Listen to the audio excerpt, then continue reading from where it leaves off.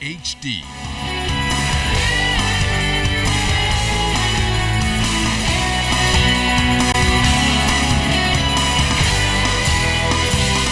ZNS Network presents The Bahamas Tonight. This portion of the news brought to you by BTC Everyday. Good evening, everyone. I'm Keishla Adderley. Thanks for joining us tonight.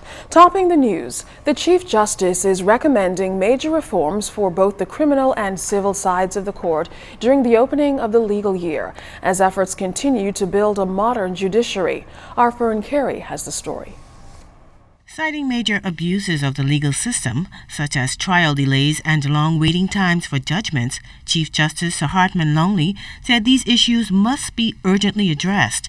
He also revealed that the appeals process is being used as a get-out-of-jail card by many. The numbers are still being compiled, but it is fair to say, from what I know already, that hundreds of people who were charged with criminal offenses in the magistrates' court over the last 5 years are on the loose with very little chance of them ever being brought to trial.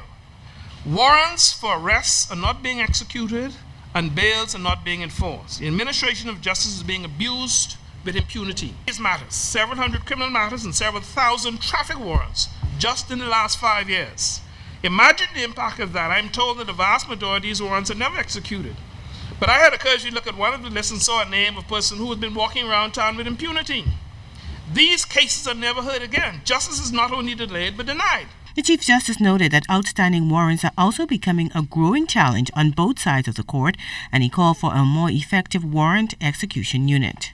What has been uncovered in the last few months is even more mind-boggling. An almost casual search of the registry of the Supreme Court in Nassau was revealed just for the period 2008 to 2015. There are more than 200 magistrate civil appeals and roughly 100 criminal appeals that have not been heard. The number of these cases in Freeport appears to be even greater. These are matters that have just sat untouched in the registries of Freeport and Nassau for years, in someone drawers with no sense of accountability or responsibility. They simply have not been set down or followed up, and there was complete breakdown in supervisory oversight. In many cases, those responsible have not been as diligent as they should have been in seeing to it that the records have been prepared for on the transmission to the Supreme Court, and the absence of court reporters has not helped the process. Indeed, it has hampered it. The Chief Justice also recommended reform in the way trials are conducted and noted that bail surety provisions must be revised. He also called for the restructuring of the Court of Appeal to allow for the President of the Court of Appeal to become Chief Justice. Meantime, Attorney General Alison Maynard Gibson called on residents to be more involved in the administration of justice, such as reporting those who violate bail conditions. She noted that the backlog of cases is being reduced while the conviction rate has doubled. First time, backlog cases are being properly inventoried and their progress is tracked. We disposed of more than 100 backlog cases in 2015. 2012, only 118 cases roughly were concluded in the Supreme Court. This past year, 228 cases were concluded. In 2012, no murder matters were concluded within 1 year of charge. This past year, 7 murder matters were concluded within 1 year of charge. Now, the Chief Justice is urging the government to implement these changes as soon as possible in order to save time and money and to truly bring justice to the people. Fern Carey, ZNS Network News. A fourth police officer has been arrested in just a matter of weeks and could possibly face charges of sexual assault. According to reports, a police constable was taken into custody on Monday in connection with a sexual assault complaint. In recent weeks, a number of police officers have been discharged of their duties and placed before the courts for various offenses. Psychiatrist Dr. David Allen says the Bahamas is at a critical point when it comes to crime, and more must be done to counteract the increasing problem. 149 murders were recorded in 2015, a new record for the country. Prime Minister the Right Honorable Perry Christie suggested last year that the government may have to resort to extreme measures which may encroach on Bahamians' freedom with the implementation of a curfew. Allen, who was a guest on Darrell Miller Live on Wednesday, said drastic times call for drastic measures.